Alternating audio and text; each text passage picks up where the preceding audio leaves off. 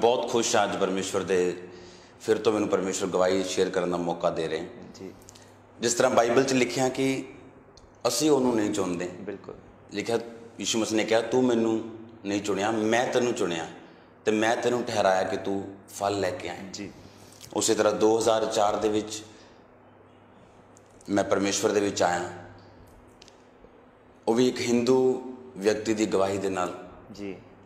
क्योंकि मैं computer engineer हाँ और जो पढ़ाई के वक्त नशों के जान करके और मेरे दादा जी कैंसर के मरीज सन जी। और उन्होंने उत्ते लोग प्रार्थना करने के लिए आते सन जी।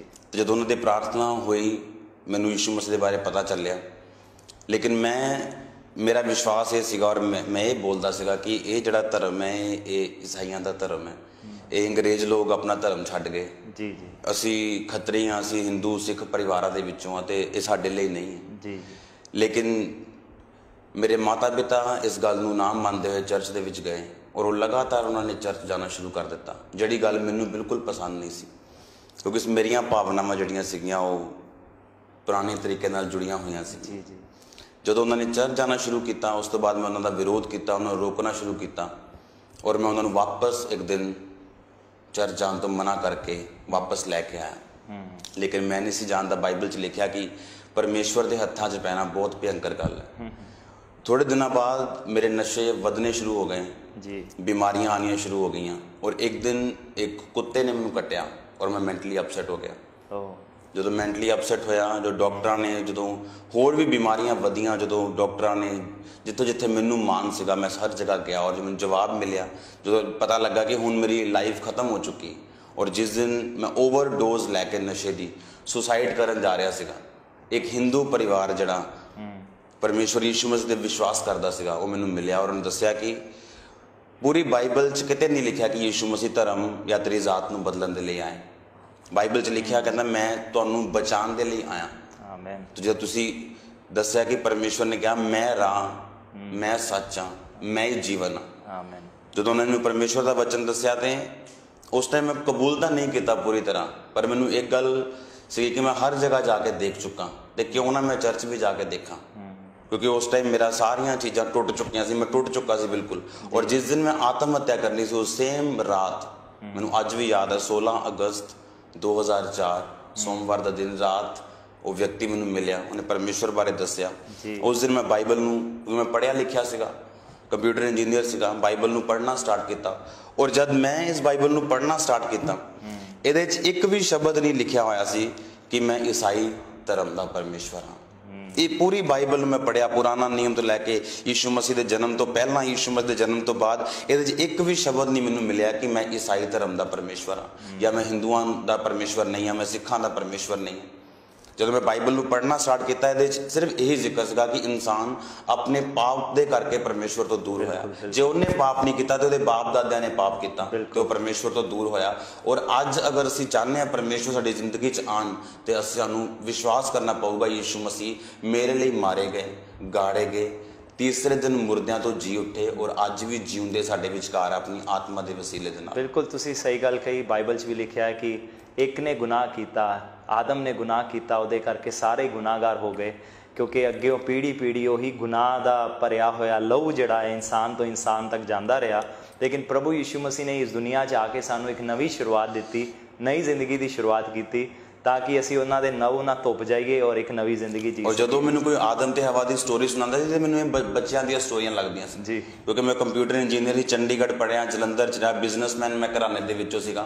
ये मैनू बच्चों दी कहानियां लगदियां जिहड़ियां बच्चों नूं सुनाने आपां या लोकां नूं सुनाने रब दे नेड़े लैके जाण दे। लेकिन जब तक मैं खुद एक्सपीरियंस नहीं किया, जब तक मैं खुद बीमारियां च नहीं गया, नशियां च नहीं गया, सुसाइड करन तक इन्नी बुरी हालत च नहीं गया, तब तक मैनू सचमुच पता नहीं चलिया कि ये स्टोरी नहीं है। अज भी मैं चर्च च लोगों को दसदा कि आदम हवा की कोई स्टोरी नहीं है जिहड़ी तुहानूं एंटरटेनमेंट लई। ये स्टोरी तुहानूं रंक तो राजा बना सकती है, बीमार तो चंगियाई वाल लैके जा सकती है, तुहाडी जिंदगियां नूं तुहाडे परिवारां नूं तुहाडे देश नूं बदलण दी स्टोरी ताकत रखती।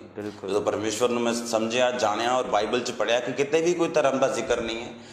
धर्म तोड़ता है, यीशु मसीह जोड़ते हैं। यीशु मसीह ने कितने नहीं लिखा, उन्हें कहा मैं राह मैं रस्ता, मैं सच्चाई, मैं जीवन। अगर तेनू रस्ता नहीं नजर आ रहा मेरे कोल आ, अगर तेनू सच्चाई नहीं पता तो तू मेरे कोल आ। ਜਦੋਂ ਮੈਂ ਪਰਮੇਸ਼ਵਰ ਦੇ ਵਚਨ ਨੂੰ ਸਮਝਣਾ ਸ਼ੁਰੂ ਕੀਤਾ, ਪਰਮੇਸ਼ਵਰ ਨੂੰ ਜਾਣਨਾ ਸ਼ੁਰੂ ਕੀਤਾ, ਆਪਣੀ ਜ਼ਿੰਦਗੀ ਨੂੰ ਪਰਮੇਸ਼ਵਰ ਦੇ ਵਚਨਾਂ ਦੇ ਮੁਤਾਬਿਕ ਚਲਾਉਣਾ ਸ਼ੁਰੂ ਕੀਤਾ, ਪਰਮੇਸ਼ਵਰ ਨੇ ਮੇਰੀ ਜ਼ਿੰਦਗੀ 'ਚ ਕੰਮ ਕਰਨਾ ਸ਼ੁਰੂ ਕੀਤਾ। ਜਿਹੜੇ ਨਸ਼ੇ ਛੱਡ ਕੇ 12 ਵਜੇ ਤੱਕ ਮੈਨੂੰ ਚੱਕਰ ਆਉਣੇ ਸ਼ੁਰੂ ਹੁੰਦੇ ਸੀ ਔਰ ਮੇਰੀ ਬੋਡੀ ਰਿਸਪੌਂਸ ਨਹੀਂ ਸੀ ਦਿੰਦੀ, ਉਹ ਨਸ਼ੇ ਛੱਡਣ ਤੋਂ ਬਾਅਦ ਮੈਨੂੰ ਕੁਛ ਨਹੀਂ ਹੋਇਆ।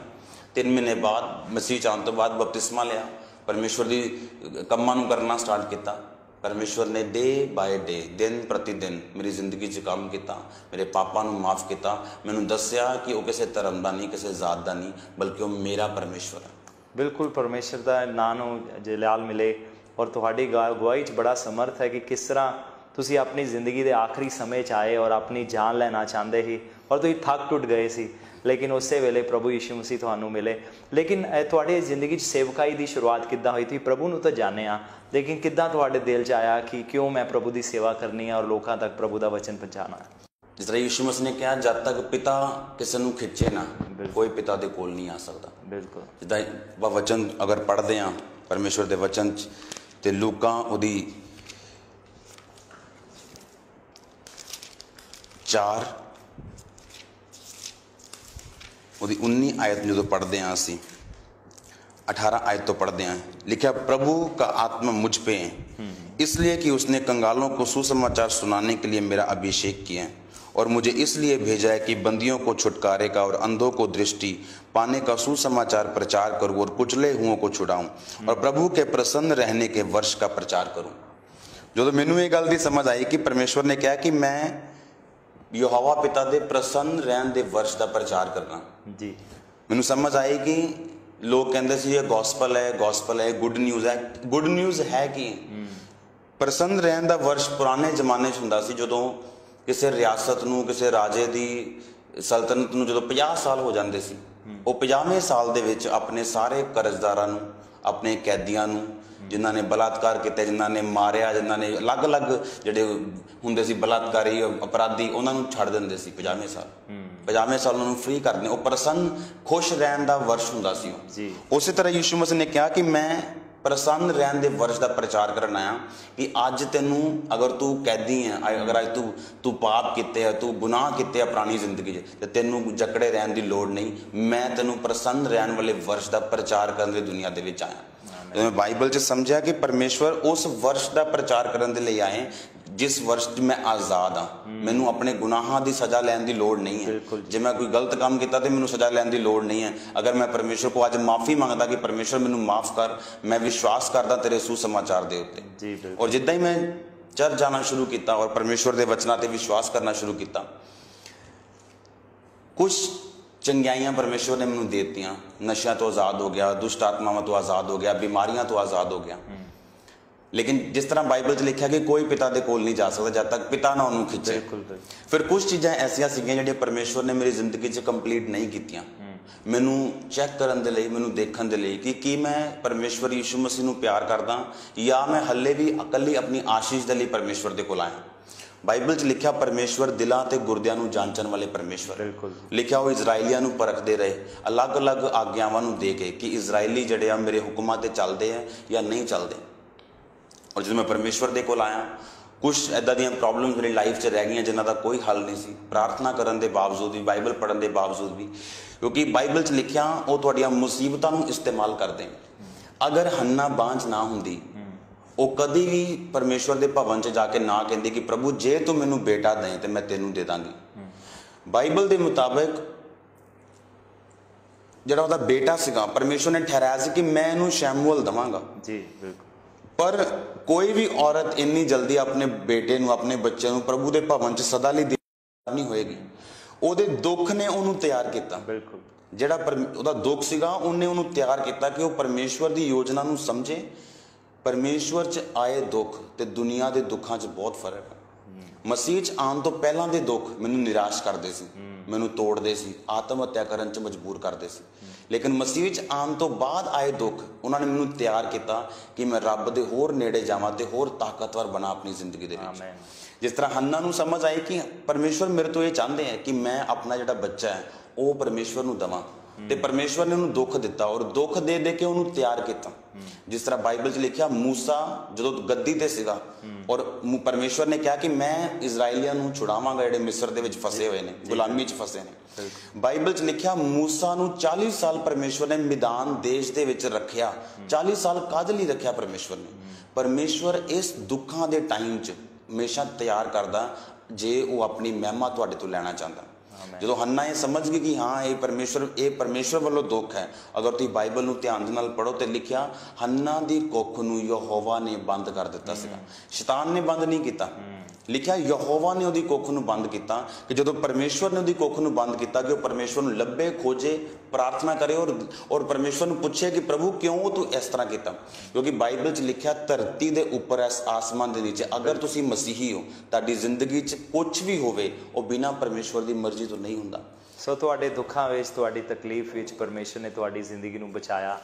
ਔਰ ਲੇਕਿਨ ਉਸ ਤੋਂ ਬਾਅਦ ਜਿੱਦਾਂ ਪਰਮੇਸ਼ਰ ਦੇ ਪਿਆਰ ਨੂੰ ਤੁਸੀਂ ਜਾਣਿਆ, ਮੁਹੱਬਤ ਨੂੰ ਜਾਣਿਆ ਕਿ ਪ੍ਰਭੂ ਯੀਸ਼ੂ ਮਸੀਹ ਜ਼ਿੰਦਗੀ ਦੇਣ ਵਾਲੇ ਪਰਮੇਸ਼ਰ ਨੇ, ਔਰ ਕਿੱਦਾਂ ਪ੍ਰਭੂ ਯੀਸ਼ੂ ਮਸੀਹ ਨੇ ਆਜ਼ਾਦੀ ਦੇ ਇੱਕ ਦਿਨ ਦਾ, ਈਅਰ ਆਫ ਜੁਬਲੀ, ਇੱਕ ਛੁਟਕਾਰੇ ਦੇ ਦਿਨ ਦਾ ਪ੍ਰਭੂ ਯੀਸ਼ੂ ਮਸੀਹ ਨੇ ਪ੍ਰਚਾਰ ਕਰਨ ਵਾਲੇ ਬੋਲਿਆ ਜੋ ਖੁਸ਼ਖਬਰੀ ਹੈ। ਕਿਉਂਕਿ ਅੱਜ ਅਸੀਂ ਦੁਨੀਆ 'ਚ ਦੇਖਦੇ ਹਾਂ ਇਨਸਾਨ ਆਪਣੇ ਗੁਨਾਹਾਂ ਵਿੱਚ ਬਹੁਤ ਦੱਬਿਆ ਹੋਇਆ ਹੈ ਔਰ ਇਨਸਾਨ ਆਪਣੇ ਗੁਨਾਹ ਤੋਂ ਮਾਫੀ ਪਾਉਣ ਲਈ ਕੀ ਕੁਝ ਨਹੀਂ ਕਰਦਾ, ਕਈ ਤਰ੍ਹਾਂ ਦੇ ਯਤਨ ਕਰਦਾ ਹੈ, ਕਈ ਦਿਨ ਭੁੱਖੇ ਰਹਿੰਦਾ ਹੈ, ਕਈ ਜਗ੍ਹਾ ਮੈਂ ਇੱਕ ਦਿਨ ਸਾਊਥ ਇੰਡੀਆ ਗਿਆ ਔਰ ਉੱਥੇ ਮੈਂ ਦੇਖਿਆ ਲੋਕ ਤਾਂ ਆਪਣੇ ਸਰੀਰ ਨੂੰ ਵੀ ਚੀਰ ਦਿੰਦੇ ਹੈ ਔਰ ਲੋਕਾਂ ਨੂੰ ਆਪਣੇ ਸਰੀਰ ਨੂੰ ਚੀਰਦੇ ਹੋਏ ਮੇਰਾ ਦਿਲ ਬਹੁਤ ਪਿਘਲ ਗਿਆ ਕਿ ਮੈਂ ਕਿਹਾ ਇਹਨਾਂ ਦੇ ਅੰਦਰ ਕਿੰਨੀ ਵੱਡੀ ਚਾਹ ਹੈ ਪਾਪ ਤੋਂ ਮਾਫੀ ਪਾਉਣ ਲਈ। ਲੇਕਿਨ ਧੰਨਵਾਦ ਹੋਵੇ ਉਸ ਪਰਮੇਸ਼ਰ ਦਾ ਜੋ ਖੁਦ ਸਾਡੇ ਲਈ ਚੀਰੇ ਗਏ, ਜਿਨ੍ਹਾਂ ਨੇ ਸਾਡੇ ਦੁੱਖਾਂ ਨੂੰ ਆਪਣੇ ਉੱਪਰ ਉਠਾਇਆ ਤਾਂ ਕਿ ਅਸੀਂ ਆਜ਼ਾਦੀ ਪਾ ਸਕੀਏ। ਸੋ ਇਸ ਤਰੀਕੇ ਜਿੱਦਾਂ ਤੁਹਾਡੀ ਜ਼ਿੰਦਗੀ ਬਦਲੀ ਔਰ ਪ੍ਰਭੂ ਨੇ ਤੁਹਾਡੇ ਨਾਲ ਗੱਲਬਾਤ ਕੀਤੀ। ਬਾਈਬਲ 'ਚ ਲਿਖਿਆ ਤੁਹਾਡੇ ਚੰਗੇ ਕੰਮ ਤੁਹਾਨੂੰ ਬਚਾ ਨਹੀਂ ਸਕਦੇ, ਬਿਲਕੁਲ ਤੁਹਾਡੇ ਧਰਮ ਦੇ ਕੰਮ ਮੈਲੇ ਚਿਥੜਿਆਂ ਦੇ ਸਮਾਨ। ਬਿਲਕੁਲ ਇਹਦਾ ਮਤਲਬ ਇਹ ਨਹੀਂ ਹੈ ਕਿ ਅਸੀਂ ਵਿਧਵਾ ਨੂੰ ਹੈਲਪ ਨਾ ਦਈਏ ਜਾਂ ਅਸੀਂ ਅਨਾਥਾਂ ਦੀ ਨਾ ਸੁਣੀਏ ਜਾਂ ਅਸੀਂ ਲੋਕਾਂ ਨੂੰ ਮਾਰ ਕੁੱਟ ਕਰਦੇ ਰਹੀਏ। ਇਹਦਾ ਮਤਲਬ ਇਹ ਹੈ ਕਿ ਤੁਸੀਂ ਪੁੱਠੇ ਲਟਕ ਕੇ ਜਾਂ ਪਹਾੜਾਂ ਦੇ ਉੱਤੇ ਜਾ ਕੇ ਭਗਤੀ ਕਰਕੇ ਜੇ ਤੁਸੀਂ ਆਪਣੀ ਭਗਤੀ ਦੇ ਨਾਲ ਬਚਣਾ ਚਾਹੁੰਦੇ ਹੋ ਤੇ ਤੁਸੀਂ ਰੱਬ ਦੇ ਅੱਗੇ ਜਾ ਕੇ ਘਮੰਡ ਕਰੋਗੇ ਔਰ ਇਹ ਰੱਬ ਬਿਲਕੁਲ ਨਹੀਂ ਚਾਹੁੰਦਾ। ਜੀ ਬਿਲਕੁਲ, ਪਰਮੇਸ਼ਵਰ ਇਹ ਨਹੀਂ ਚਾਹੁੰਦਾ ਕਿ ਤੁਸੀਂ ਇਹ ਕਹੋ ਕਿ ਮੇਰੀ ਭਗਤੀ ਦੇ ਕਰਕੇ ਮੈਂ ਬਚਾ, ਮੈਂ ਆਪਣੀ ਕਾਬਲੀਅਤ ਨਾਲ ਪਹੁੰਚ ਗਿਆ। ਬਿਲਕੁਲ। ਔਰ ਇਸ ਲਈ ਪਰਮੇਸ਼ਵਰ ਨੇ ਕਿਹਾ ਕਿ ਤੇਰੇ ਚੰਗੇ ਕੰਮ, ਇਹਦਾ ਮਤਲਬ ਇਹ ਨਹੀਂ ਕਿਹਾ ਪਰਮੇਸ਼ਵਰ ਨੇ ਕਿ ਚੰਗੇ ਕੰਮ ਨਾ ਕਰੋ। ਲਿਖਿਆ ਪਹਿਲਾ ਭਰੋਸਾ ਪਰਮੇਸ਼ਵਰ ਦੇ ਉੱਤੇ ਕਰੋ। ਜੀ ਬਿਲਕੁਲ। ਸਾਡੇ ਬਲੱਡ ਦੇ ਵਿੱਚ ਤਾਕਤ ਹੈ, ਜਿਹੜੀ ਸਾਡੀ ਲਾਈਫ ਹੈ ਸਾਡੇ ਬਲੱਡ ਦੇ ਵਿੱਚ। ਇਸ ਲਈ ਲਿਖਿਆ ਯੀਸ਼ੂ ਮਸੀਹ ਨੇ ਆਪਣਾ ਸਾਰਾ ਲਹੂ ਬਹਾਇਆ ਔਰ ਉਹ ਮਾਰਿਆ ਗਿਆ, ਗਾੜਿਆ ਗਿਆ ਔਰ ਤੀਸਰੇ ਦਿਨ ਮੁਰਦਿਆਂ ਤੋਂ ਜੀ ਉੱਠਿਆ।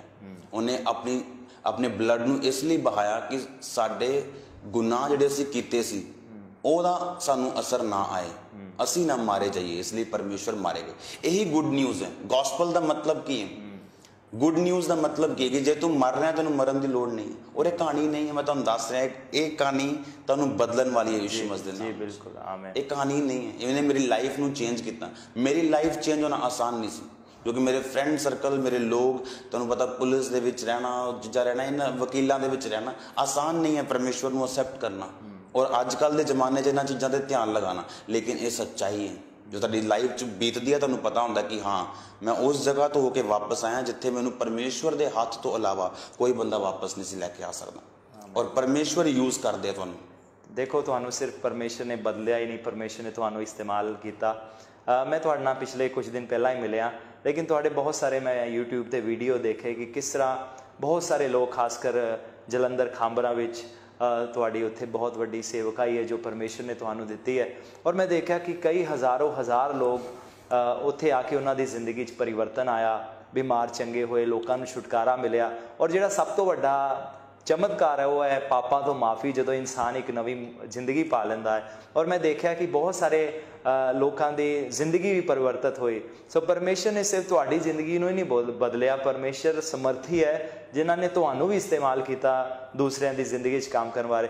ਥੋੜਾ ਜਿਹਾ ਤੁਸੀਂ ਆਪਣੀ ਸੇਵਕਾਈ ਬਾਰੇ ਜ਼ਰੂਰ ਦੱਸੋ ਕਿ ਕਿਸ ਤਰ੍ਹਾਂ ਤੁਸੀਂ ਖਾਂਬਰਾ ਵਿੱਚ ਇਸ ਸੇਵਕਾਈ ਦੀ ਸ਼ੁਰੂਆਤ ਕੀਤੀ। ਜਿਸ ਤਰ੍ਹਾਂ ਮੈਂ ਤੁਹਾਨੂੰ ਪਹਿਲਾਂ ਦੱਸਿਆ ਕਿ ਪਰਮੇਸ਼ਵਰ ਦੁੱਖਾਂ ਨੂੰ ਇਸਤੇਮਾਲ ਕਰਦਾ ਜੀ। ਜਦੋਂ ਮੈਂ ਪਰਮੇਸ਼ਵਰ 'ਚ ਆਇਆ ਉਹਨੇ ਅਲੱਗ-ਅਲੱਗ ਤਰੀਕੇ ਦੇ ਨਾਲ ਕੁਝ ਕੰਮ ਮੇਰੇ ਕੀਤੇ, ਕੁਝ ਕੰਮ ਮੇਰੇ ਰੱਖੇ ਕਿ ਅਗਰ ਮੈਂ ਇਹ ਵਾਲੇ ਕੰਮ ਨਹੀਂ ਕਰਦਾ, ਅਗਰ ਮੈਨੂੰ ਇਹ ਵਾਲੀ ਬਰਕਤ ਨਹੀਂ ਦਿੰਦਾ, ਕਿ ਇਹ ਮੇਰੇ ਕੋਲ ਬਰਕਤ ਲੈਣ ਦੇ ਲਈ ਆਇਆ, ਕਿ ਇਹ ਸੱਚਮੁੱਚ ਮੇਰੇ ਨਾਲ ਪਿਆਰ ਕਰਦਾ ਹੈ ਕਿ ਨਹੀਂ ਕਰਦਾ।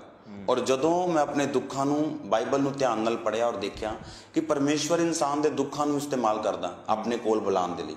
ਔਰ ਜੇ ਉਹ ਇਨਸਾਨ ਸਮਝ ਜਾਏ ਕਿ ਪਰਮੇਸ਼ਵਰ ਨੇ ਮੈਨੂੰ, ਜਿਹੜੇ ਮੇਰੇ ਦੁੱਖ ਆ ਉਹ ਮੇਰੇ ਫਾਇਦੇ ਮੇਰੀ ਪਲੈਨਿੰਗ ਦੇ ਲਈ ਰੱਖੇ ਆ। ਅਗਰ ਅਸੀਂ ਬਾਈਬਲ 'ਚ ਫਿਰ ਪੜ੍ਹਦੇ ਹਾਂ, ਜਦੋਂ ਦਾਊਦ ਆਪਾਂ ਪੜ੍ਹਦੇ ਹਾਂ ਕਿ ਭੇਡਾਂ ਬੱਕਰੀਆਂ ਦਾ ਚਰਵਾਹਾ ਸੀਗਾ, ਉਹਦੇ ਸਾਰੇ ਜਿਹੜੇ ਭਰਾ ਸੀਗੇ ਉਹ ਰਾਜਾ ਦੀ ਸੈਨਾ ਦੇ ਵਿੱਚ ਸੀਗੇ, ਕੋਈ ਵੱਡੇ ਵੱਡੇ ਅਹੁਦੇ ਤੇ ਸੀਗੇ। ਲੇਕਿਨ ਬਾਈਬਲ 'ਚ ਲਿਖਿਆ ਜਦੋਂ ਸ਼ੈਮੂਅਲ ਨੇ ਅਭਿਸ਼ੇਕ ਕੀਤਾ, ਉਹਦੇ ਵੱਡੇ ਭਰਾ ਨੂੰ ਸਾਹਮਣੇ ਲਿਆਂਦਾ ਤੇ ਪਰਮੇਸ਼ਵਰ ਨੇ ਕਿਹਾ ਮੈਂ ਇਸ ਨੂੰ ਨਹੀਂ ਚੁਣਿਆ, ਤੇ ਅਗਲੀ ਲਾਈਨ 'ਚ ਲਿਖਿਆ ਕਿ ਮੈਂ ਇਸ ਨੂੰ ਅਯੋग्य ਠਹਿਰਾਨਾ ਹਾਂ। ਜੀ ਬਿਲਕੁਲ। ਪਰਮੇਸ਼ਵਰ ਕਿਸੇ ਨੂੰ ਪਰਖੇ ਬਿਨਾ ਕਿੱਦਾਂ ਅਯੋग्य ਠਹਿਰਾ ਸਕਦੇ ਹਾਂ? ਅਗਰ ਅਸੀਂ ਅੱਜ ਇਹ ਮੋਬਾਈਲ ਯੂਜ਼ ਕਰਦੇ ਹਾਂ, ਜੇ ਅਸੀਂ ਇਹਨੂੰ ਪਰਖਿਆ ਹੀ ਨਹੀਂ ਹੈ, ਅਸੀਂ ਇਹਨੂੰ ਕਿੱਦਾਂ ਕਹਿ ਸਕਦੇ ਹਾਂ ਕਿ ਇਹ ਸਹੀ ਨਹੀਂ ਹੈ? ਇਹਦਾ ਮਤਲਬ ਪਰਮੇਸ਼ਵਰ ਉਹਨੂੰ ਪਰਖ ਚੁੱਕੇ ਸਨ, ਪਰਮੇਸ਼ਵਰ ਉਹਦੇ ਭਰਾਵਾਂ ਨੂੰ ਪਰਖ ਚੁੱਕੇ ਸਨ, ਤੇ ਪਰਮੇਸ਼ਵਰ ਦਾਊਦ ਨੂੰ ਵੀ ਪਰਖ ਚੁੱਕੇ ਸੀ ਕਿ ਪਰਮੇਸ਼ਵਰ ਜਾਣਦੇ ਸੀ ਕਿ ਦਾਊਦ ਦੁੱਖਾਂ ਦੇ ਵਿੱਚ ਵੀ ਆਪਣੀ ਛੋਟੀ ਪੋਸਟ ਦੇ ਉੱਤੇ ਭੇਡਾਂ ਬੱਕਰੀਆਂ ਨੂੰ ਚਰਾਉਣ ਦੇ ਨਾਲ ਵੀ ਮੇਰੇ ਵਚਨਾਂ ਤੋਂ ਕਦੀ ਅਲੱਗ ਨਹੀਂ ਹੋਇਆ। ਕਿਉਂਕਿ ਬਾਈਬਲ 'ਚ ਲਿਖਿਆ ਜਦੋਂ ਭੇਡਾਂ ਬੱਕਰੀਆਂ ਨੂੰ ਚਰਾਉਂਦੇ ਸੀ ਚਰਵਾਹੇ, ਤੇ ਉਹਨਾਂ ਕੋਲ ਗੋਫਨ ਹੁੰਦਾ ਸੀ ਜੀ। ਉਹ ਗੋਫਨ ਦੇ ਨਾਲ ਜਿਹੜੀਆਂ ਭੇਡਾਂ ਬੱਕਰੀਆਂ ਦੇ ਉੱਤੇ ਅਟੈਕ ਹੁੰਦੇ ਸੀ, ਭੇੜੀਆਂ ਦੇ, ਸ਼ੇਰਾਂ ਦੇ, ਭਾਲੂਆਂ ਦੇ, ਉਹ ਗੋਫਨ ਦੇ ਪੱਥਰ ਦੇ ਨਾਲ ਉਹਨਾਂ ਨੂੰ ਦੂਰ ਕਰਦੇ ਸੀ ਜਿਹੜੇ ਚਰਵਾਹੇ ਹੁੰਦੇ ਸੀ। ਔਰ ਬਾਈਬਲ ਦੇ ਮੁਤਾਬਕ ਉਹ ਗੋਫਨ ਉਹਦੇ ਕੋਲ ਰਹਿੰਦਾ ਸੀ ਜਿਹੜਾ ਪਰਮੇਸ਼ਵਰ ਨੇ ਰੱਖਿਆ ਸੀਗਾ ਕਿ ਤੂੰ ਇਹਨਾਂ ਭੇਡਾਂ ਬੱਕਰੀਆਂ ਦੀ ਰਾਖੀ ਕਰ। ਲੇਕਿਨ ਅਸਲ ਮਕਸਦ ਪਰਮੇਸ਼ਵਰ ਦਾ ਉਹ ਨਹੀਂ ਸੀ। ਅਸਲ ਮਕਸਦ ਸੀ ਪਰਮੇਸ਼ਵਰ ਦਾ, ਉਹਦੀ ਬਾਈਬਲ ਧਿਆਨ ਨਾਲ ਪੜ੍ਹੋ, ਤੇ ਜਿਹੜੇ ਭੇਡਾਂ ਬੱਕਰੀਆਂ ਦੇ ਚਰਵਾਹੇ ਹੁੰਦੇ ਉਹਨਾਂ ਨੂੰ ਰਾਤ ਜਾਗਣਾ ਪੈਂਦਾ ਸੀ, ਉਹਨਾਂ ਨੂੰ ਦਿਨ ਜਾਗਣਾ ਪੈਂਦਾ ਸੀ, ਉਹਨਾਂ ਨੂੰ ਨੀਂਦ ਨਹੀਂ ਸੀ ਪੂਰੀ ਹੁੰਦੀ ਉਹਨਾਂ ਦੀ। ਇੱਕ ਔਖਾ ਤੇ ਬਦਬੂਦਾਰ ਕੰਮ ਸੀਗਾ, ਕਠਿਨ ਹਾਰਡ ਵਰਕ ਸੀਗਾ। ਤੇ ਦਾਊਦ ਕਹਿ ਸਕਦਾ ਕਿ ਪਰਮੇਸ਼ਰ ਮੇਰੇ ਭਰਾ ਜਿਹੜੇ ਆ ਉਹ ਤੈਨੂੰ ਇੰਨਾ ਨਹੀਂ ਮੰਨਦੇ, ਤੇਰੇ ਹੁਕਮ ਦੇ ਪੂਰਾ ਨਹੀਂ ਚੱਲਦੇ, ਪਰ ਉਹ ਰਾਜਾ ਦੀ ਸੈਨਾ ਦੇ ਵਿੱਚ ਆ, ਉੱਚੀ ਪੋਸਟ ਤੇ ਆ, ਪਰ ਮੈਂ ਤੇਰੇ ਹੁਕਮਾਂ ਨੂੰ ਮੰਨਦਾ ਪਰ ਮੈਂ ਨੀਵੀਂ ਪੋਸਟ ਤੇ ਆ। ਲੇਕਿਨ ਉਹ ਇਹ ਨਹੀਂ ਸੀ ਜਾਣਦਾ ਕਿ ਜਿਹੜੇ ਗੋਫਰ ਨਾਲ ਗੋਲੀਅਤ ਮਰਨਾ, ਇਹ ਪਲਾਨ ਆ ਪਰਮੇਸ਼ਵਰ ਦਾ, ਇਹ ਯੋਜਨਾ ਆ ਪਰਮੇਸ਼ਵਰ ਦੀ। ਪਰਮੇਸ਼ਵਰ ਤੈਨੂੰ ਛੋਟੀ ਜਗ੍ਹਾ ਤੇ ਰੱਖ ਕੇ ਗੋਫਨ ਦੀ ਨਾਲ ਤਿਆਰੀ ਕਰਨੀ ਤੇਰੀ। ਉਹ ਜਦੋਂ ਗੋਲੀਅਤ ਉਹਦੇ ਸਾਹਮਣੇ ਆਇਆ, ਉਹੀ ਗੋਫਨ ਯੂਜ਼ ਆਇਆ ਗੋਲੀਅਤ ਨੂੰ ਮਾਰਨ ਦੇ ਲਈ। ਇਹੀ ਪਰਮੇਸ਼ਵਰ ਹੈ। ਉਹ ਤੁਹਾਨੂੰ ਦੱਸਦਾ ਨਹੀਂ ਹੈ ਤੁਹਾਡੇ ਸੰਘਰਸ਼ ਦੇ ਟਾਈਮ ਦੇ ਉੱਤੇ ਕਿ ਇਹ ਕਾਹਦੇ ਲਈ ਹੈ। ਕਿਉਂਕਿ ਮੈਂ ਦੇਖਿਆ ਲੋਕਾਂ ਜਦੋਂ ਮੈਂ ਸੇਵਾ 'ਚ ਪਹਿਲੇ ਦਿਨ ਆਇਆ, ਮੈਨੂੰ ਟਾਈਮ ਨਹੀਂ ਲੱਗਾ। ਜਿਸ ਦਿਨ ਮੈਂ ਚਰਚ ਗਿਆ, ਉਸ ਤੋਂ 1 ਮਹੀਨੇ ਤੋਂ ਬਾਅਦ ਮੈਂ ਇੱਕ ਐਕਟਿਵ ਮੈਂਬਰ ਸੀਗਾ ਚਰਚ ਦਾ। ਮੈਂਬਰ ਮੀਨ ਰਿਲੀਜੀਅਸ ਸੰਸਥਾ ਦਾ ਮੈਂਬਰ ਨਹੀਂ, ਇਨਸਾਈਡਲੀ ਮੇਰਾ ਧਿਆਨ ਪਰਮੇਸ਼ਵਰ ਵੱਲ ਲੱਗ ਚੁੱਕਾ ਸੀ। ਦੇਖੋ, ਮੈਂ ਤੁਹਾਨੂੰ ਥੋੜਾ ਰੋਕਾਂਗਾ। ਤੁਸੀਂ ਬਹੁਤ ਖੂਬਸੂਰਤ ਗੱਲ ਕਹੀ ਕਿ ਤੁਸੀਂ ਪ੍ਰਭੂ 'ਚ ਆਏ ਔਰ ਤੁਸੀਂ ਇੱਕ ਐਕਟਿਵ ਮੈਂਬਰ ਸੀ। ਕਹਿਣ ਦਾ ਮਤਲਬ ਹੈ ਤੁਸੀਂ ਸਿਰਫ ਮੁਕਤੀ ਨਹੀਂ ਪਾਈ, ਤੁਸੀਂ ਪਰਮੇਸ਼ਰ ਦੇ ਕੰਮਾਂ 'ਚ ਵੀ ਲੱਗ ਗਏ। ਜੋ ਵੀ ਤੁਹਾਡੇ ਸਾਹਮਣੇ ਪਰਮੇਸ਼ਰ ਨੇ ਕਰਨ ਨੂੰ ਰੱਖਿਆ, ਤੁਸੀਂ ਉਹਨੂੰ ਵਫਾਦਾਰੀ ਨਾਲ ਕੀਤਾ। ਅੱਜ ਅਸੀਂ ਦੇਖਦੇ ਹਾਂ ਬਹੁਤ ਸਾਰੇ ਲੋਕ ਕਲੀਸਿਆ ਜਾਂਦੇ ਨੇ, ਗਿਰਜੇ ਜਾਂਦੇ ਨੇ, ਲੇਕਿਨ ਉਹਨਾਂ ਦਾ ਗਿਰਜੇ ਜਾਣਾ ਇੱਦਾਂ ਹੀ ਹੈ ਕਿ ਉਹ ਗਏ, ਤਾਲੀ ਵਜਾਈ ਔਰ ਪ੍ਰਭੂ ਦੀ ਇਬਾਦਤ ਕੀਤੀ ਔਰ ਵਾਪਸ ਆਏ, ਔਰ ਬਾਅਦ 'ਚ ਆਪਣੇ ਕੰਮਾਂ 'ਚ ਲੱਗਦੇ ਜਾਂਦੇ ਨੇ। ਬਹੁਤ ਸਾਰੇ ਲੋਕ ਅਸੀਂ ਦੇਖਦੇ ਹਾਂ ਜਿਨ੍ਹਾਂ ਦੇ ਅੰਦਰ ਪਰਮੇਸ਼ਰ ਦੇ ਲਈ ਕੁਝ ਕਰਨ ਦੀ ਚਾਹ ਨਹੀਂ ਹੈ। ਔਰ ਬਹੁਤ ਅੱਛੀ ਗੱਲ ਹੈ ਕਿ ਅਸੀਂ ਸਭ ਜਿਹੜੀ ਕਲੀਸਿਆ 'ਚ ਜਿੱਥੇ ਵੀ ਪਰਮੇਸ਼ਰ ਨੇ ਸਾਨੂੰ ਰੱਖਿਆ ਹੈ, ਅਸੀਂ ਉੱਥੇ ਪਰਮੇਸ਼ਰ ਦੇ ਕੰਮਾਂ 'ਚ ਹਿੱਸਾ ਲਈਏ। ਔਰ ਤੁਸੀਂ ਇਹ ਸ਼ੁਰੂਆਤ 'ਚ ਹੀ ਤੁਸੀਂ ਪ੍ਰਭੂ ਦੀ ਕੰਮਾਂ 'ਚ ਲੱਗ ਗਏ ਔਰ ਇੱਕ ਐਕਟਿਵ ਸਦੱਸਿਆ ਬਣ ਗਏ। ਸੋ ਬਹੁਤ ਦੇਖੋ, ਯਿਸੂ ਮਸੀਹ ਨੇ ਕਿਹਾ, ਜਦੋਂ 12 ਸਾਲ ਦੀ ਲਹੂ ਬਹਿਣ ਵਾਲੀ ਇਸਤਰੀ ਨੇ, ਕਿਉਂਕਿ ਯਹੂਦੀ ਲੋਕ ਜਿਹੜੇ ਕੱਪੜੇ ਪਾਉਂਦੇ ਸੀਗੇ, ਸ਼ਾਲ ਲੈਂਦੇ ਸੀ, ਉਹ ਸ਼ਾਲ ਦੇ ਨੀਚੇ ਫੀਤੇ ਲਟਕਦੇ ਸੀ, ਧਾਗੇ ਜੀ। ਔਰ ਯਿਸੂ ਮਸੀਹ ਉਹਨੇ ਕਿਹਾ ਕਿ ਜੇ ਮੈਂ ਉਸ ਫੀਤੇ ਨੂੰ ਛੂ ਲੂੰਗੀ ਮੈਂ ਚੰਗੀ ਹੋ ਜਾਵਾਂਗੀ। ਔਰ ਜਦੋਂ ਯਿਸੂ ਮਸੀਹ ਨੇ ਪੱਲੇ ਨੂੰ ਛੂਇਆ, ਬਹੁਤ ਸਾਰੇ ਲੋਕ ਉੱਤੇ ਡਿੱਗ ਰਹੇ ਸੀ। ਪਰਮੇਸ਼ਰ ਨੇ ਕਿਹਾ ਮੈਨੂੰ ਕਿੰਨੇ ਛੂਇਆ? ਕਿਉਂਕਿ ਮੇਰੇ ਚੋਂ ਸਾਮਰਥ ਨਿਕਲੀ। ਕਹਿੰਦੇ ਚੇਲਿਆਂ ਨੇ ਕਿਹਾ ਪ੍ਰਭੂ ਪੂਰੀ ਭੀੜ ਤੇਰੇ ਤੇ ਡਿੱਗੀ ਪੈਂਦੀ, ਤੈਨੂੰ ਇੰਨੇ ਵੀ ਛੂਇਆ, ਤੈਨੂੰ ਇੰਨੇ ਵੀ ਛੂਇਆ? ਉਹ ਕਹਿੰਦਾ ਨਹੀਂ, ਮੈਨੂੰ ਕਿਸੇ ਨੇ ਵਿਸ਼ਵਾਸ ਨਾਲ ਛੂਇਆ। ਇਹਦਾ ਮਤਲਬ ਕੀ ਹੈ? ਬਹੁਤ ਸਾਰੇ ਲੋਕ ਚਰਚ ਜਾਣਗੇ ਪਰ ਵਿਸ਼ਵਾਸ ਨਾਲ ਕੋਈ ਜਾਏਗਾ। ਬਹੁਤ ਸਾਰੇ ਲੋਕ ਪਰਮੇਸ਼ਵਰ ਨੂੰ ਮੰਨਣਗੇ, ਲੇਕਿਨ ਕੋਈ ਜਿਹੜਾ ਆਤਮਿਕ ਅੱਖਾਂ ਦੇ ਨਾਲ ਚੱਲ ਰਿਹਾ ਕਿ ਮੈਂ ਚਰਚ ਆਇਆ, ਪਰਮੇਸ਼ਵਰ ਨੇ ਮੈਨੂੰ ਮੇਰੇ ਜੀਵਨ 'ਚ ਕੰਮ ਕੀਤਾ, ਮੇਰੇ ਨਸ਼ੇ ਗਏ, ਉਹ ਚੀਜ਼ਾਂ ਖਤਮ ਹੋਈਆਂ ਜਿਹੜੇ ਕੋਈ ਡਾਕਟਰ ਨਹੀਂ ਕਰ ਸਕਿਆ, ਕੋਈ ਬਾਬਾ ਕੋਈ ਨਹੀਂ ਕਰ ਸਕਿਆ, ਲੇਕਿਨ ਅੱਜ ਪਰਮੇਸ਼ਵਰ ਨੇ ਮੈਨੂੰ ਆਜ਼ਾਦ ਕੀਤਾ। ਇਹਦਾ ਮਤਲਬ ਕੀ ਹੈ? ਹੁਣ ਅਗਲੀਆਂ ਚੀਜ਼ਾਂ ਪਰਮੇਸ਼ਵਰ ਮੈਨੂੰ ਦੇ ਸਕਦਾ, ਪਰ ਮੈਨੂੰ ਆਪਣੇ ਆਤਮਿਕ ਅੱਖਾਂ ਨਾਲ ਵਚਨ ਔਰ ਕਲਾਮ ਦੇ ਸਹਾਰੇ ਚੱਲਣ ਦੀ ਲੋੜ ਹੈ। ਆਮੀਨ। ਸੋ ਜਿਸ ਤਰ੍ਹਾਂ ਬਾਈਬਲ 'ਚ ਵੀ ਲਿਖਿਆ ਹੈ, ਇਬਰਾਨੀਆਂ ਦੀ ਕਿਤਾਬ 'ਚ ਪੜ੍ਹਦੇ ਹਾਂ ਔਰ ਉੱਥੇ ਲਿਖਿਆ ਕਿ ਵਿਸ਼ਵਾਸ ਬਿਨਾਂ ਪਰਮੇਸ਼ਰ ਨੂੰ ਇਨਸਾਨ ਖੁਸ਼ ਨਹੀਂ ਕਰ ਸਕਦਾ। ਜਿਹੜਾ ਵੀ ਪਰਮੇਸ਼ਰ ਕੋ ਆਉਂਦਾ ਉਹ ਵਿਸ਼ਵਾਸ ਕਰੇ, ਉਹ ਹੈ ਤੇ ਆਪਣੇ ਖੋਜਣ ਵਾਲਿਆਂ ਦਾ, ਜਿਹੜੇ ਨੂੰ ਭਾਲਦੇ ਨੇ, ਉਹਨਾਂ ਨੂੰ ਉਹ ਵਰਦਾਨ ਦਿੰਦਾ, ਉਹਨਾਂ ਨੂੰ ਆਸ਼ੀਸ਼ ਦਿੰਦਾ, ਬਰਕਤ ਦਿੰਦਾ ਹੈ। ਔਰ ਜਿਸ ਤਰ੍ਹਾਂ ਤੁਸੀਂ ਉਸ ਔਰਤ ਦੇ ਬਾਰੇ ਦੱਸਿਆ ਕਿ ਬਹੁਤ ਸਾਰੇ ਲੋਕ ਸੀ ਜਿਹੜੇ ਪ੍ਰਭੂ ਯਿਸੂ ਮਸੀਹ ਨੂੰ ਛੂ ਰਹੇ ਸੀ, ਲੇਕਿਨ ਉਸ ਔਰਤ ਨੇ ਵਿਸ਼ਵਾਸ ਦੇ ਨਾਲ ਛੂਇਆ ਕਿ ਅੱਜ ਮੈਂ ਚੰਗੀ ਹੋ ਜਾਵਾਂਗੀ। ਸੱਚਮੁੱਚ ਇਹ ਤੋਂ ਸਾਨੂੰ ਸੰਦੇਸ਼ ਮਿਲਦਾ ਹੈ ਕਿ ਜਦੋਂ ਵੀ ਅਸੀਂ ਪ੍ਰਭੂ ਦੀ ਉਪਸਥਿਤੀ ਚਾਹੁੰਦੇ ਹਾਂ, ਵਚਨ ਸੁਣਦੇ ਹਾਂ ਜਾਂ ਕਲੀਸਿਆ ਚਾਹੁੰਦੇ, ਇੱਕ ਚਾਹ ਦੇ ਨਾਲ ਆਈਏ ਕਿ ਅੱਜ ਮੈਂ ਪ੍ਰਭੂ ਨੂੰ ਛੂਣਾ ਹੈ। ਜੀ ਬਿਲਕੁਲ। ਤੁਸੀਂ ਕਿੱਦਾਂ ਲੈਂਦੇ ਹੋ ਪਰਮੇਸ਼ਵਰ? ਤੁਸੀਂ ਭੀੜ 'ਚ ਰਹਿ ਕੇ, ਜਦੋਂ ਮੈਂ ਚਰਚ ਗਿਆ, ਮੈਂ ਲੋਕਾਂ ਦੀ ਗਵਾਹੀਆਂ ਨੂੰ ਸੁਣਿਆ, ਮੈਂ ਚੰਗਾ ਹੋ ਚੁੱਕਾ ਸੀ, ਮੇਰੀਆਂ 80% ਪ੍ਰੋਬਲਮਸ ਖਤਮ ਹੋ ਚੁੱਕੀਆਂ ਸੀ। ਜਦੋਂ ਮੈਂ ਸੇਵਕਾਈ ਨੂੰ ਸ਼ੁਰੂ ਕੀਤਾ, 2007 ਦੇ ਵਿੱਚ ਇੱਕ ਸ਼ਾਮ ਮੈਂ ਸੋ ਕੇ ਉੱਠਿਆ ਔਰ ਮੈਂ ਆਪਣੀ ਬੋਡੀ ਨੂੰ ਚੈੱਕ ਕੀਤਾ, ਮੈਨੂੰ ਬੁਖਾਰ ਸੀਗਾ। ਔਰ ਜਦੋਂ ਮੈਂ ਉਹ ਬੁਖਾਰ ਲਗਾਤਾਰ ਕਿੰਨੇ ਦਿਨ ਰਿਹਾ, ਔਰ ਜਦੋਂ ਮੈਂ ਡਾਕਟਰ ਦੇ ਕੋਲ ਗਿਆ, ਡਾਕਟਰ ਬਹੁਤ ਸਾਰੇ ਟੈਸਟ, ਬੰਬੇ ਤੱਕ ਟੈਸਟ, ਉਹ 'ਚ ਕੁਛ ਨਹੀਂ ਨਿਕਲਿਆ। ਲੇਕਿਨ ਉਹ ਬੁਖਾਰ ਇੱਦਾਂ ਦਾ ਸੀਗਾ ਕਿ ਮੈਂ ਦਿਨ ਪ੍ਰਤੀ ਦਿਨ ਵੀਕ ਹੁੰਦਾ ਜਾ ਰਿਹਾ ਸੀ। ਔਰ ਮੈਨੂੰ ਨਹੀਂ ਸੀ ਪਤਾ, ਮੈਂ ਕਹਿੰਦਾ ਪਰਮੇਸ਼ਰ ਮੇਰਾ ਚਰਚ ਜਾਣ ਵਾਲਾ, ਟਾਈਟ ਦੇਣ ਵਾਲਾ ਬੰਦਾ, ਮੇਰੇ ਨਾਲ ਕਿੱਦਾਂ ਇੱਦਾਂ ਹੋ ਸਕਦਾ। ਔਰ ਉਸ ਤੋਂ 6 ਮਹੀਨੇ ਬਾਅਦ ਪਰਮੇਸ਼ਰ ਨੇ ਮੈਨੂੰ ਕਿਹਾ ਕਿ ਚਰਚ ਸਟਾਰਟ ਕਰ। ਜਦੋਂ ਚਰਚ ਸਟਾਰਟ ਕੀਤੀ, ਪ੍ਰੋਬਲਮਸ ਫਿਨਿਸ਼ ਹੋ ਗਈ।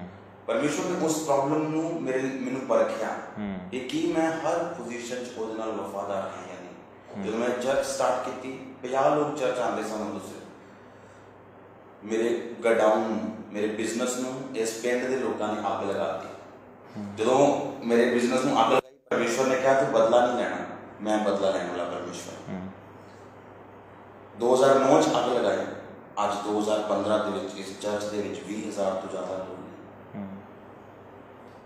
ਗੱਲ ਹੈ ਤੁਸੀਂ ਪਰਮੇਸ਼ਰ ਨੂੰ ਕਿੱਦਾਂ ਲਿਆ, ਕਿ ਤੁਸੀਂ ਬਾਈਬਲ ਤੇ ਭਰੋਸਾ ਕਰਦੇ। ਜਦੋਂ ਅੱਗ ਲੱਗੀ, ਸ਼ੈਤਾਨ ਕਹਿੰਦਾ ਹੋਰ ਦੇ ਗਵਾਹੀ, ਹੋਰ ਦੇ ਗਵਾਹੀ ਲੋਕਾਂ, ਜਾਂ ਹੋਰ ਸੇਵਾ ਕਰ, ਦੇਖ ਤੇਰਾ ਬਿਜ਼ਨਸ ਚੱਲ ਗਿਆ ਤੇਰੇ ਸਾਹਮਣੇ।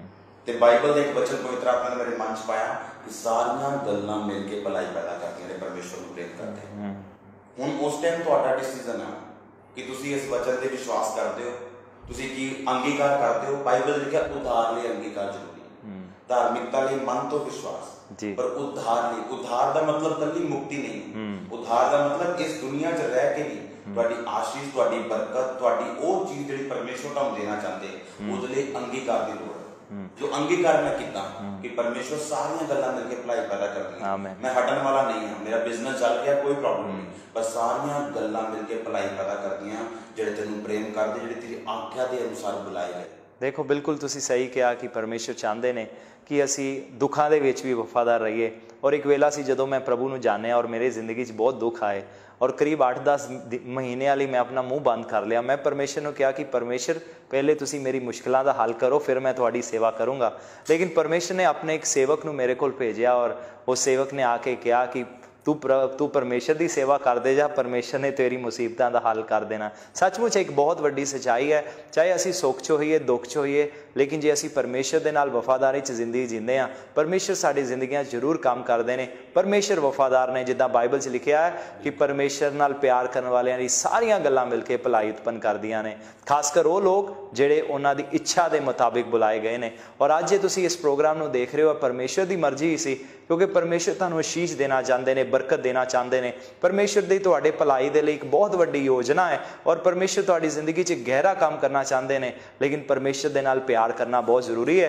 ਪ੍ਰਭੂ ਯਿਸੂ ਮਸੀਹ ਨੇ ਕਿਹਾ, ਜੇ ਤੁਸੀਂ ਮੇਰੇ ਨਾਲ ਪਿਆਰ ਕਰਦੇ ਹੋ ਤਾਂ ਜੋ ਮੈਂ ਕਹਿੰਦਾ ਉਹ ਜ਼ਰੂਰ ਕਰੋਗੇ। ਸੋ ਪਾਸਟਰ ਜੀ, ਤੁਹਾਡਾ ਬਹੁਤ ਧੰਨਵਾਦ। ਔਰ ਥੋੜ੍ਹਾ ਜਿਹਾ ਤੁਸੀਂ ਆਪਣੀ ਸੇਵਕਾਈ ਬਾਰੇ ਥੋੜ੍ਹਾ ਹੋਰ ਦੱਸੋ ਕਿ ਤੁਸੀਂ ਦੱਸਿਆ ਕਿ 2009 ਤੋਂ ਲੈ ਕੇ 2015 ਅੱਜ ਹਜ਼ਾਰਾਂ ਲੋਕ ਨੇ ਜਿਹੜੇ ਪ੍ਰਭੂ ਯਿਸੂ ਮਸੀਹ ਦਾ ਵਚਨ ਸੁਣ ਕੇ, ਜਦੋਂ ਤੁਸੀਂ ਪਰਮੇਸ਼ਰ ਦੇ ਵਚਨ ਉਹਨਾਂ ਨੂੰ ਸੁਣਾਏ ਤੇ ਉਹਨਾਂ ਦੀ ਜ਼ਿੰਦਗੀ ਬਦਲੀ। ਮੈਂ ਚਾਹੁੰਦਾ ਕਿ ਆਖਰੀ 1-2 ਮਿੰਟਾਂ ਵਿੱਚ ਤੁਸੀਂ ਦਰਸ਼ਕਾਂ ਨੂੰ ਕੀ ਸੰਦੇਸ਼ ਦੇਣਾ ਚਾਹੋਗੇ? ਮੇਰਾ ਸੰਦੇਸ਼ ਫਿਰ ਉਹੀ ਹੈ ਜੀ ਕਿ ਪਰਮੇਸ਼ਵਰ ਜਦੋਂ ਤੁਹਾਨੂੰ ਬੁਲਾਏ, ਆਤਮਿਕ ਅੱਖਾਂ ਦੇ ਨਾਲ ਚੱਲੋ। ਤੁਹਾਡੇ ਦੁੱਖ ਤੁਹਾਡੀ ਪਰਮੇਸ਼ਵਰ ਦੀ ਮਹਿਮਾ ਲਈ ਤੁਹਾਡੀ ਜ਼ਿੰਦਗੀ ਦੇ ਵਿੱਚ ਲਿਖਿਆ। ਇੱਕ ਬੰਦਾ ਅੰਨਾ ਸੀਗਾ, ਜਦੋਂ ਪਰਮੇਸ਼ਵਰ ਨੇ ਕਿਹਾ, ਚੇਲਿਆਂ ਨੇ ਪੁੱਛਿਆ, ਪ੍ਰਭੂ ਇਹ ਅੰਨਾ ਕਿਉਂ ਜੰਮਿਆ? ਇਹਨੇ ਪਾਪ ਕੀਤਾ ਕਿ ਇਹਦੇ ਮਾਤਾ ਪਿਤਾ ਨੇ? ਪਰਮੇਸ਼ਵਰ ਨੇ ਕਿਹਾ, ਨਾ ਇਹਨੇ ਕੀਤਾ ਨਾ ਇਹਦੇ ਮਾਤਾ ਪਿਤਾ ਨੇ। ਇਹ ਇਸ ਲਈ ਅੰਨਾ ਜੰਮਿਆ ਕਿ ਮੈਂ ਇਹਦੇ ਸਿਰ ਤੇ ਹੱਥ ਰੱਖਾਂ, ਇਹਦੀਆਂ ਅੱਖਾਂ ਨੂੰ ਖੋਲਾਂ ਔਰ ਪਰਮੇਸ਼ਵਰ ਦੀ ਮਹਿਮਾ ਹੋਏ। ਅਗਰ ਅਸੀਂ ਚਾਹੁੰਦੇ ਹਾਂ ਕਿ ਪਰਮੇਸ਼ਵਰ ਨੇ ਜਿਹੜੇ ਮਕਸਦ ਲਈ ਸਾਨੂੰ ਆਪਣੇ ਕੋਲ ਬੁਲਾਇਆ, ਹੁਣ ਅਸੀਂ ਅਗਰ ਬਾਈਬਲ 'ਚ ਦੇਖਦੇ ਹਾਂ ਤੇ ਮੂਸਾ ਨੇ ਕਿਹਾ ਸੀ ਕਿ ਤੁਹਾਡੇ ਵਿੱਚੋਂ ਪਰਮੇਸ਼ਵਰ ਮੇਰੇ ਵਰਗਾ ਇੱਕ ਭਵਿੱਖਦੱਤਾ ਉਠਾਏਗਾ, ਉਹਦੀ ਸੁਣਨਾ, ਉਹਦੀ ਸੁਣਨਾ। ਅੱਜ ਸਾਨੂੰ ਯਿਸੂ ਮਸੀਹ ਨੂੰ ਸੁਣਨ ਦੀ ਲੋੜ ਹੈ।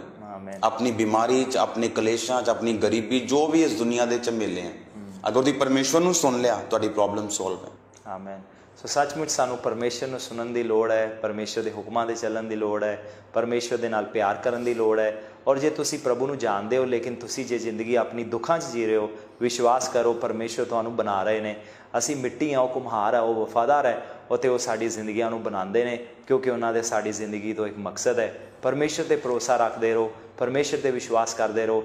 ਪ੍ਰਭੂ ਯਿਸੂ ਮਸੀਹ ਰਾਹ, ਸੱਚਾਈ ਅਤੇ ਜ਼ਿੰਦਗੀ ਨੇ, ਔਰ ਉਹ ਸਾਨੂੰ ਸਦੀਪਕ ਜ਼ਿੰਦਗੀ, ਹਮੇਸ਼ਾ ਦੀ ਜ਼ਿੰਦਗੀ ਦੇਣ ਦਾ ਉਹਨਾਂ ਨੇ ਵਾਅਦਾ ਕੀਤਾ ਹੈ। ਪਾਸਟਰ ਜੀ ਤੁਹਾਡਾ ਬਹੁਤ ਧੰਨਵਾਦ, ਤੁਸੀਂ ਸਾਡੇ ਇਸ ਪ੍ਰੋਗਰਾਮ ਵਿੱਚ ਆਏ। ਪਰਮੇਸ਼ਰ ਤੁਹਾਨੂੰ ਹੋਰ ਵੱਧ ਚੜ੍ਹ ਕੇ ਇਸਤੇਮਾਲ ਕਰਨ, ਔਰ ਅਸੀਂ ਚਾਹਾਂਗੇ ਕਿ ਤੁਸੀਂ ਦੁਬਾਰਾ ਸਾਡੇ ਪ੍ਰੋਗਰਾਮ ਵਿੱਚ ਜ਼ਰੂਰ ਆਓ। ਔਰ ਮੈਂ ਜਾਣਦਾ ਦਰਸ਼ਕ ਵੀ ਤੁਹਾਡੇ ਕੋਲ ਹੋਰ ਸੁਣਨਾ ਚਾਹਣਗੇ। ਮੈਂ ਚਾਹੁੰਦਾ ਇਸੇ ਲਈ ਦਰਸ਼ਕ ਸਾਡੇ ਪ੍ਰੋਗਰਾਮ ਦੇ ਨਾਲ ਜੁੜੇ ਰਹਿਣ।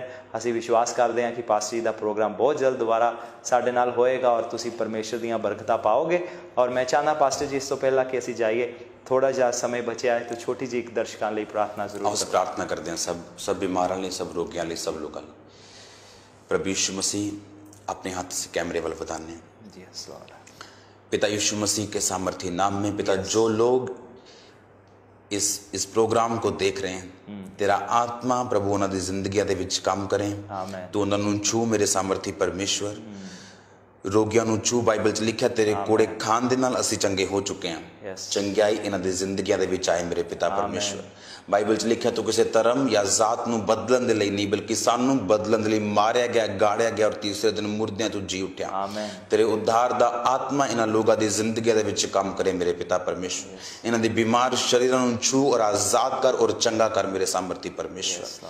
ਯਿਸੂ ਮਸੀਹ ਦੇ ਸਾਮਰਥੀ ਨਾਮ 'ਚ ਹਰ ਬਿਮਾਰੀ ਨੂੰ ਅਸੀਂ ਡਾਂਟਦੇ ਹਾਂ, ਝਿੜਕਦੇ ਹਾਂ। ਯਿਸੂ ਮਸੀਹ ਦੇ ਨਾਮ 'ਚ ਇਹਨਾਂ ਦੀ ਜ਼ਿੰਦਗੀਆਂ ਨੂੰ ਛੱਡ ਕੇ ਉਹ ਜਾਂਦੀ ਰਹੇ।